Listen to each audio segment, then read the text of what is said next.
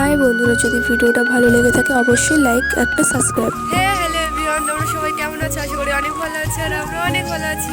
তো চলো আজকে ব্লগটা শুরু করা যাক। তো আমরা গেছিলাম 1 জানুয়ারিতে ঘুরতে। তো দেখো কোথায় কোথায় ঘুরতে গিয়েছি। তো এখানে 1 জানুয়ারিতে পিকনিক করছে এটা, ঠিক আছে এখানে।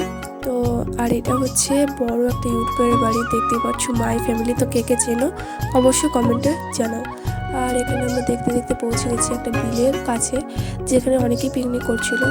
তো এখানে আমরা একটু ফটোশ্যুট করে তারপরে আমরা চলি এই আইলা ফরেস্টে। তো এখানে ফরেস্ট দেখতেই পাচ্ছ, পুরোটা জঙ্গল। আর মাঝখানে একটা পুকুর আছে, অনেকটা বড়।